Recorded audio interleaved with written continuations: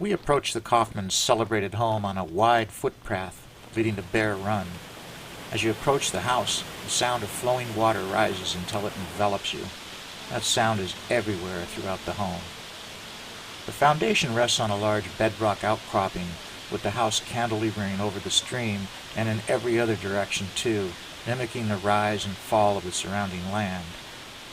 In the winter, ice chokes the stream. Sheets of ice and snow hang from the home, and the trees are all bare. Tom Brewer and I visited the house in the early summer after doing a road show at Allegheny Millwork in Pittsburgh, only about an hour's drive away. The driveway crosses a wide bridge to reach the front door, and even there water greets you. A foot bath and a bar of soap. For years, the Kaufmans family camped on the property along the stream, but they didn't want their kids running through the house with dirty feet. Like most of Wright's homes, the entrance is low and cramped, but once inside, as if the house is both part of the outdoors and protection from the outdoors, the home opens up. A large swinging pot decorates the fireplace in the living room. Other than an occasional table, built-ins are everywhere. In the center of the living room, a stairway leads down to Bull Run, where concrete steps and a stoop allowed the Kaufmans to swim in the pools.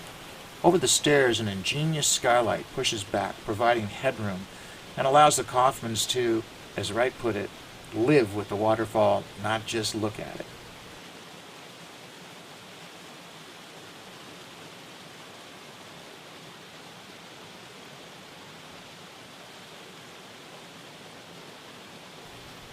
On the porches outside, the extreme horizontal roof lines are even more overwhelming. As a contractor, I couldn't help taking a close look, especially at the rainwater following the bullnose eaves and staining the underside of the concrete soffits. All of the doors and windows are metal sash, making it a real challenge to install ordinary hardware, like hold-opens and multi-point lock sets. Yes, multi-point lock sets.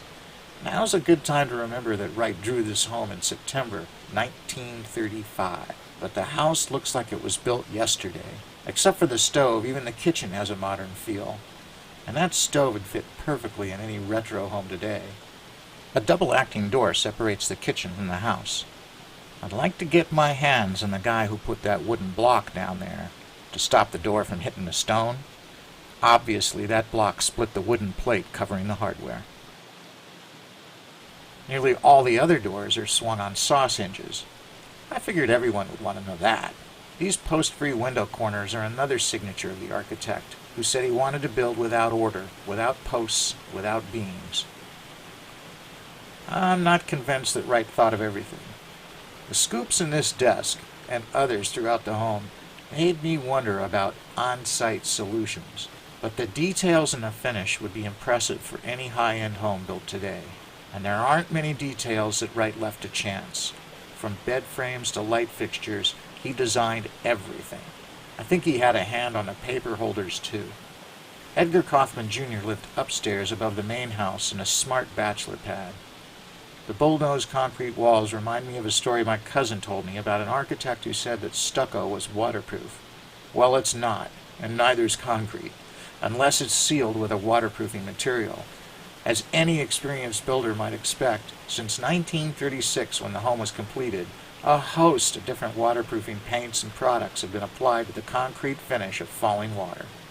Bookshelves line the sitting area of Edgar Kaufman Jr.'s living room, and their cantilevered ends punctuate the horizontal lines of this room too. Maybe it's just me, but I thought the carpenters could have done a better job on scribing the shelves to the stone. Across the driveway and up the hill, Wright built a guest house and garage. A totally cantilevered roof covers the path to the guest house. Posts support the roof from only one side. Probably Wright's greatest statement against order. Once again, it's difficult to remember that this home was designed and built in the 1930s. It still looks modern today.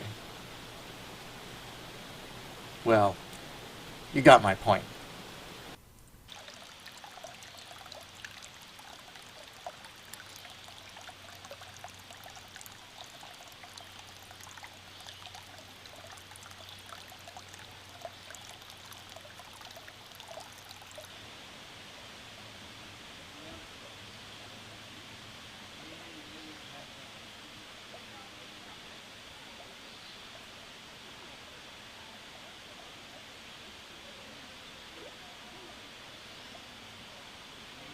Leaving the home, we walked back down the driveway, under the trellis roof, and past more water dripping down the stone hillside.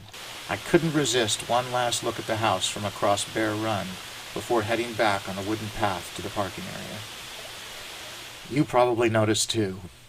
Each board on that path is scribed nice and tight to the stone hillside.